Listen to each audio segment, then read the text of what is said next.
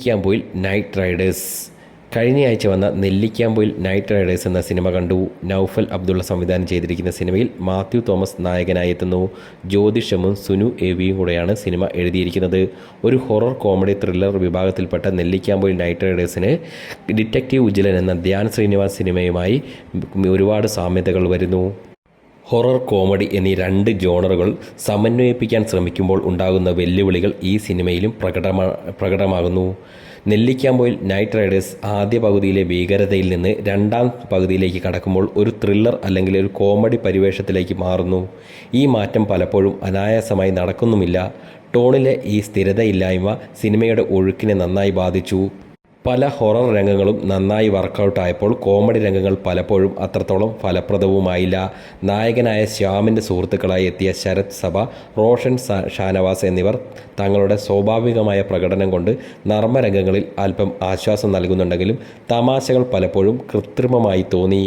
സിനിമയുടെ പ്രധാന കഥാപാത്രങ്ങളെ വേണ്ടത്ര സ്ഥാപിച്ചെടുക്കുവാൻ തിരക്കഥ പരാജയപ്പെട്ടു എന്ന് വേണമെങ്കിൽ പറയാം.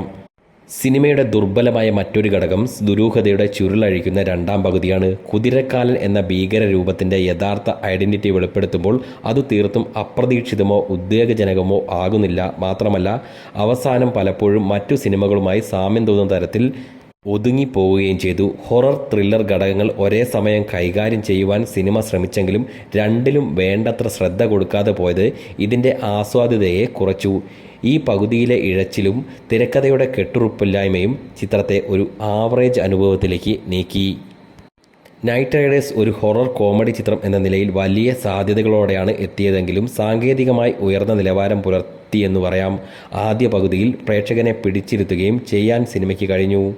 നൗഫൽ അബ്ദുള്ള എന്ന സംവിധായകൻ ഭീകരമായ ഒരു അന്തരീക്ഷം സൃഷ്ടിക്കുന്നതിൽ വിജയിച്ചു എന്ന് വേണമെങ്കിൽ പറയാം. എന്നാൽ ഒരു സിനിമയുടെ ഏറ്റവും പ്രധാനപ്പെട്ട ഘടകമായ തിരക്കഥയിലെ പോരായ്മകൾ ചിത്രത്തിൻ്റെ ആകെത്തുകയെ പിന്നോട്ട് വലിച്ചു. ചിത്രത്തിൻ്റെ ക്രിസ്പായ റൺ ടൈമും ചിലയിടങ്ങളിൽ നർമ്മവും സിനിമയെ പൂർണ്ണമായും തകർന്നു പോകാതെ താങ്ങി നിർത്തുന്നു എന്ന് വേണമെങ്കിൽ പറയാം.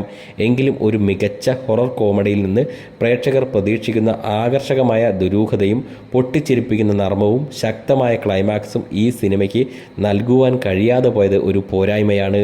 ഒരു പുതിയ സംവിധായകൻ്റെ ശ്രമം എന്ന നിലയിൽ സിനിമയെ സമീപിക്കുമ്പോൾ ഇതിലെ സാങ്കേതികമായ മികവിനെ അഭിനന്ദിക്കാവുന്നതും ആണ്. ചുരുക്കത്തിൽ നെല്ലിക്കാമ്പൊയിൽ നൈറ്റ് റൈഡേഴ്സ് ഒരു സമ്മിശ്ര അനുഭവമാണ്. ആദ്യ പകുതിയിലെ ഭീകരതയും ചില നർമ്മ നിമിഷങ്ങളും ആസ്വദിക്കുവാൻ സാധിക്കുമെങ്കിലും രണ്ടാം പകുതിയിലെ ഇഴച്ചിലും ദുർബലമായ ക്ലൈമാക്സും കാരണം ചിത്രം പ്രേക്ഷകൻ്റെ മനസ്സിൽ അധികകാലം തങ്ങി നിൽക്കില്ല.